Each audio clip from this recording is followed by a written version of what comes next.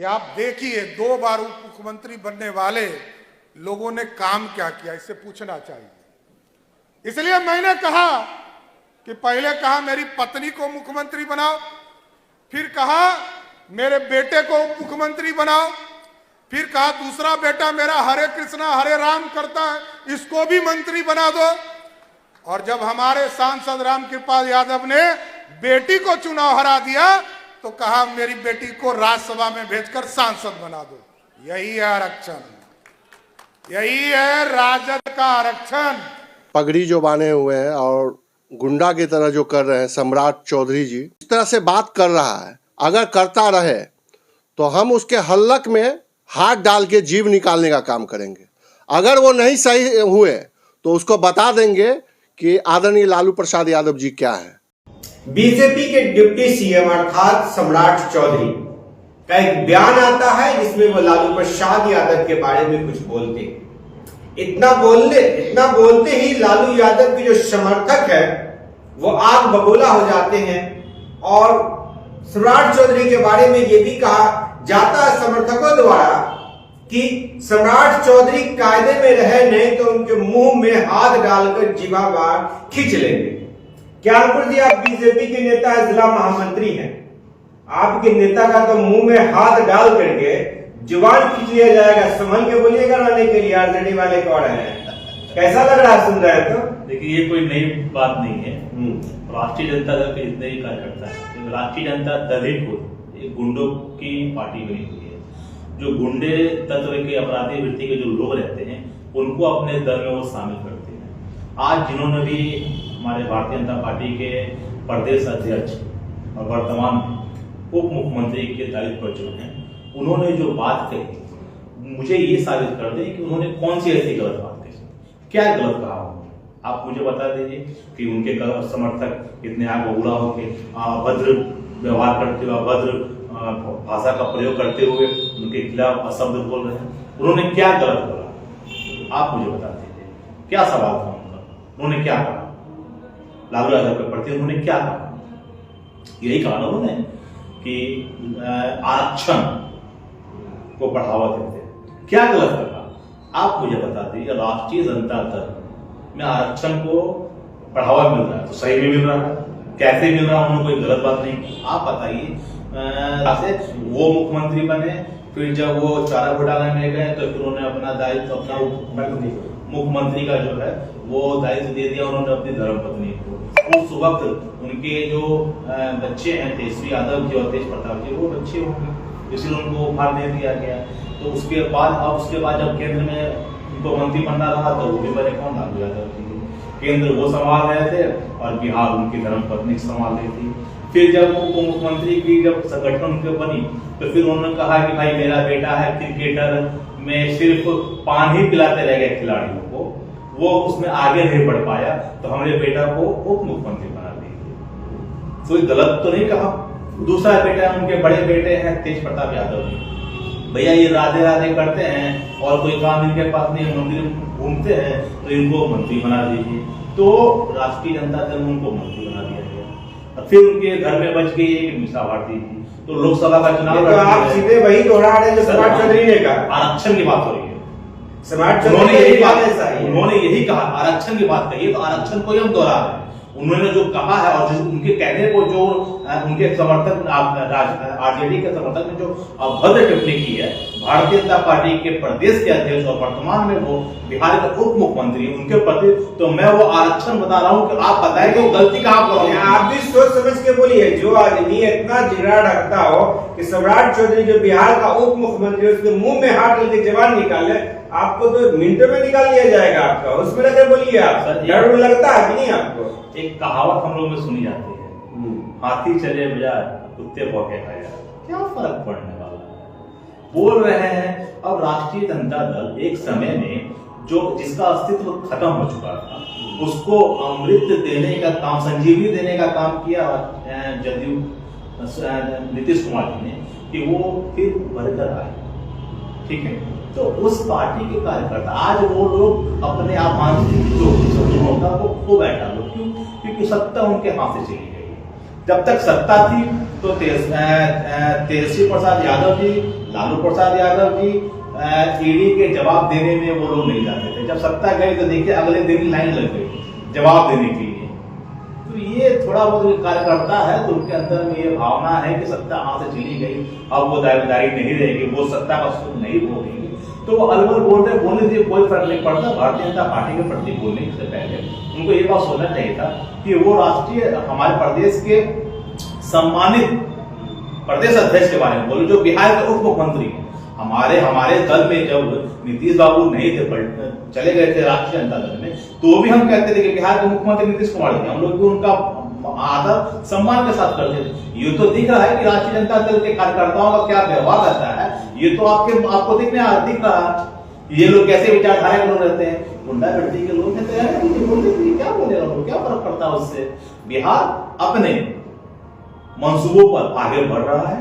बिहार में देश के प्रधानमंत्री नरेंद्र मोदी की जो लोकप्रियता बढ़ रही है, इससे जो विपक्षी छोटे मोटे दल हैं वो लोग को तो थोड़ा तकलीफ होगी, तो वो बोले देखिए इतना उनको ज्ञान रहता तो समझदारी वाली बात करते हैं कि वो किसके प्रति बोल रहे हैं। वो तो ये भी कह रहे हैं कि सम्राट चौधरी जो है लालू यादव के ही स्कूल से पास आउट है। शायद वो ये भूल चुके हैं कि सम्राट चौधरी भारतीय जनता पार्टी के प्रदेश के अध्यक्ष हैं, और लालू प्रसाद यादव जो पहली बार मुख्यमंत्री बने थे वो भारतीय जनता पार्टी की ही देन थी कि वो मुख्यमंत्री बने। शायद वो भूल चुके हैं, कहिए उनको ज्ञान देने के लिए, और वो उस पार्टी के प्रति बोल रही है जो उनके पहली बार सत्ता में पहली बार मुख्यमंत्री बनाने में भारतीय जनता पार्टी की अहम भूमिका थी। वो सब बात इस बात को भूल चुके हैं। वो तो ये भी कह रहे हैं कि सम्राट चौधरी के बजाय अगर शकुनी चौधरी जी बोलते हैं तो कुछ लगता भी कुछ बोल रहे हैं। सम्राट चौधरी का तो कुछ अस्तित्व ही नहीं है लालू जी के सामने। तो लालू जी के सामने जब कोई अस्तित्व नहीं है तो उनकी बातों को इतनी गंभीरता क्यों ले रहे हैं? क्यों उनकी बातों को गंभीरता लेते हैं? प्रताप यादव जी गंभीरता से ले लेते हैं, क्यों उनके खिलाफ बल बोलना रहता है? आज बिहार के मुख्यमंत्री बने हैं तो उनको तकलीफ किस बात की होगी? सही तकलीफ आप किसी के नेता के बारे में आप बोल, आपके प्रदेश अध्यक्ष ने बोला, उनके समर्थक को तकलीफ हुआ, लेकिन आपको ये तकलीफ हो रही है कि जब आपके मुंह में हाथ डालकर जबान निकाला जाएगा उस समय कैसा महसूस? उन्होंने यही नहीं रुका, उन्होंने ये भी कहा कि जो कुत्ता को लोग पालता है ना वही वफादार होता है। इशारों में उन्होंने कह दिया कि ये भौंकने वाले लोग हैं जो भौंक रहे हैं। आपके ही प्रदेश अध्यक्ष के इशारे भौंकने वाले लोग हैं, भौंकने के लिए बीजेपी खुला छोड़ दिया। ये गुंडा लोग हैं। सम्राट चौधरी गुंडा है, मुख्यमंत्री बने, कैसे चलेगा? गुंडा राज वापस आ जाएगा फिर। भाई हम लोग का तो सबसे पहले था गुंडा राज, जंगल राज को खत्म करना। तो जंगल राज के आड़ में जो लोग आगे बढ़ते थे उन लोग को तकलीफ हो रही है, तो वो क्या पाल रहे हैं क्या नहीं पाल रहे हैं उनके ऊपर में है। पहले वो अपने दल के लोगों को तो पाल कर रख लें, पहले वो अपने दल के लोगों के ऊपर में तो विश्वास तो कर लें।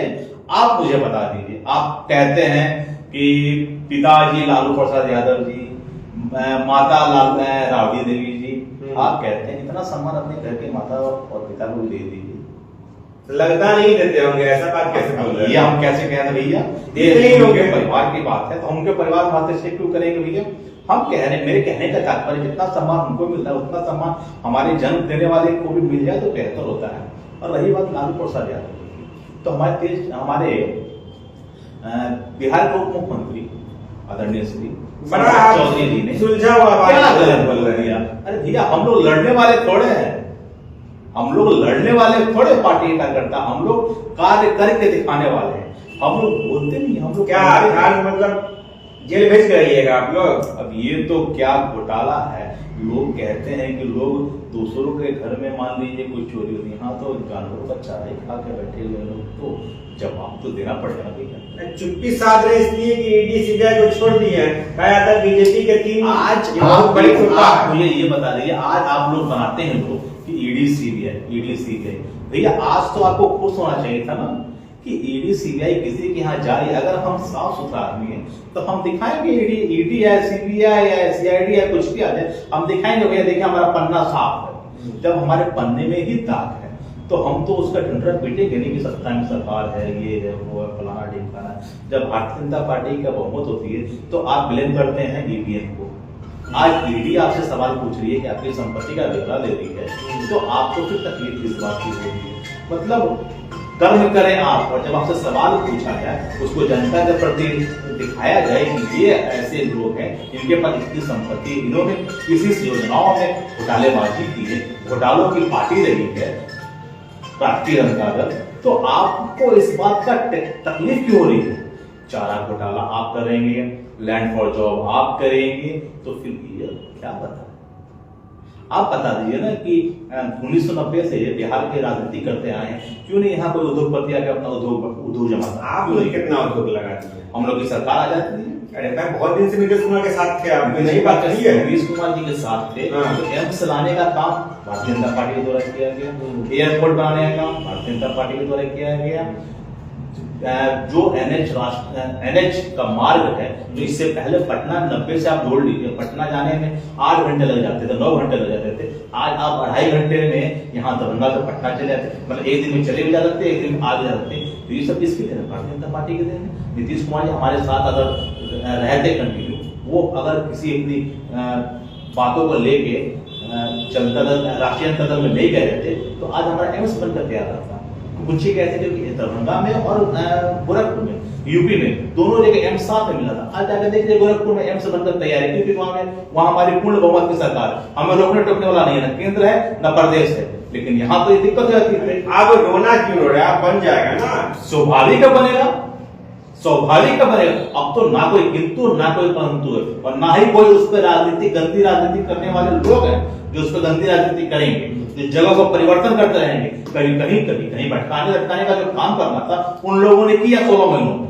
अब तो होने वाला नहीं है। अब तो जनता के बीच वो एम्स बन के रहेगा, फ्लाईओवर बन के रहेगा, आरओबी बन के रहेगा। 12 तारीख को सुन रहे हैं फ्लोर टेस्ट है, सुन रहे हैं कि जेडीयू के विधायक गायब हैं। राष्ट्रीय यादव ने ट्वीट किया कि 17 विधायक जेडीयू के लापता है।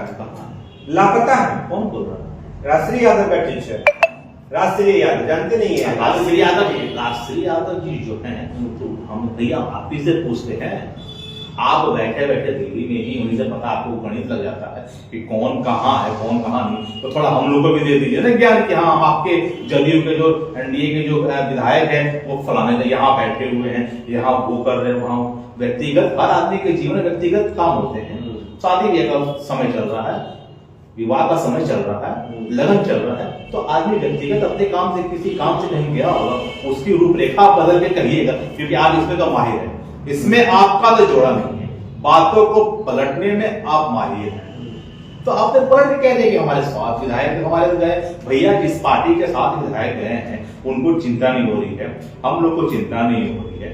और बिहार के माननीय मुख्यमंत्री जी आराम से दिल्ली जाके हमारे माननीय से मिल रहे हैं, चीफ मिनिस्टर से मिल रहे हैं। ऐसा टेंशन अगर बात रहती है ऐसे कि उनके विधायक कल कहीं नहीं मिल रहे, तो वो आदमी दिल्ली रहेंगे कि अपने विधायक लोगों को ढूंढेंगे।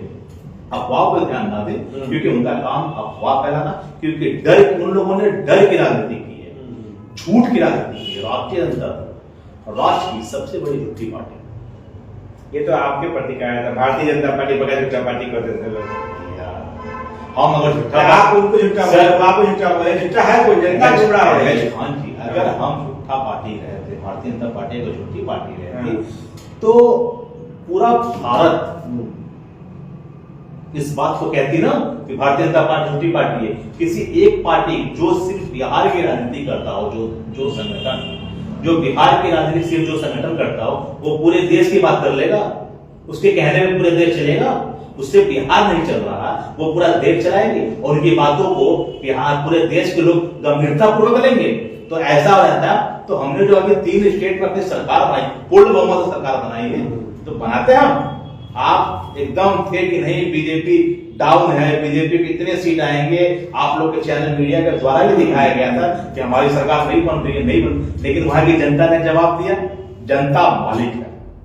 एक बयान आपका आज चर्चा हो रहा था, आपने बयान दिया था सरकार बनने के जिस दिन शपथ ग्रहण मुख्यमंत्री जी ने लिया था, और उप मुख्यमंत्री, कि बीजेपी के शरण में जेडीयू आ गया। दरभंगा में वही चर्चा चल रहा था। ये बयान आपका सही नहीं था, कुछ लोग कह रहे थे। क्या आज भी आप अपने बयान पे अटक हैं? देखिए क्या है कि अगर मान लीजिए सुबह का खुला शाम को घर आ जाए, फिर आप यही बात बोल रहे हैं। मैं अभी भी बोलूंगा, मैं अभी भी बोलूंगा, नीतीश कुमार जी को, बिहार के मुख्यमंत्री जी को, भले किसी के कहने पे या जो भी उनके अंदर की इच्छा थी उसके अनुसार उन्होंने दल बदल दिया था। फिर जब वो गए तो बिहार का विकास जिस रफ्तार से वो करना चाह रहे थे वो रफ्तार धीमी पड़ गई थी, क्योंकि उस रफ्तार में अड़चने आ रही थी। उस रफ्तार में रोक टोक हावी था, परिवारवाद पूरा हावी था, तो वो अपने अंदर असक्षम महसूस कर रहे थे। तो उन्होंने फिर उनको जब ये एहसास हुआ कि नहीं, उन्होंने एनडीए का दामन छोड़कर राष्ट्रीय जनता दल के पास जाना उनकी सबसे बड़ी भूल थी। तो उनके द्वारा शीर्ष नेतृत्व के द्वारा बात विचार हुई, शीर्ष नेतृत्व का निर्णय रहा, वो गए मिले शीर्ष नेतृत्व में उनको एक्सेप्ट किया कि हमारा आज का भी मुद्दा है बिहारी कौन, जो चीज अच्छी है वो बिहार के बारे में सोच रहे थे। मैं भी उसी में, हम लोग भी बिहार के बारे में ही सोचते हैं। बिहार प्रदेश जो गरीबी को दूर करना है, गरीबी दूर करना है, राष्ट्रीय जनता दल की तरफ नहीं, गरीबों को दूर करो, गरीबी दूर करना है। तो हम लोग जब गरीबी दूर करने की बात आएगी बिहार में रोजगार बढ़ाने की बात आएगी, स्वास्थ्य व्यवस्था बेहतर करने की बात आएगी, जंगल राज खत्म करने की बात आएगी, बिहार में युवाओं को आगे बढ़ाने की बात आएगी, तो हम भारतीय जनता पार्टी समझौता क्यों नहीं करेगी? अगर नीतीश कुमार जी आ गए हमें बिहार का विकास चाहिए, उस बिहार से मैं भी बिहार में, मुझे गर्व होता है कि आज मैं पूरे भारत में किसी भी प्रदेश में चला जाता हूं और अब मैं कहता हूं कि मैं बिहार से आया हूं, तो वहां पर जो मुझे इज्जत मिलती है, इससे पहले लोग कहते थे बिहारी है, अब बिहारी आ गया, बिहारी आ गया। आज लोग सम्मान से बुलाते हैं, तो इससे बड़ा गर्व एक बिहारी के लिए कहीं नहीं हो सकती। बिहारी आज विदेश में भी है तो वहां भी उसका मान सम्मान आदर खड़ा हुआ, वो किसके देन?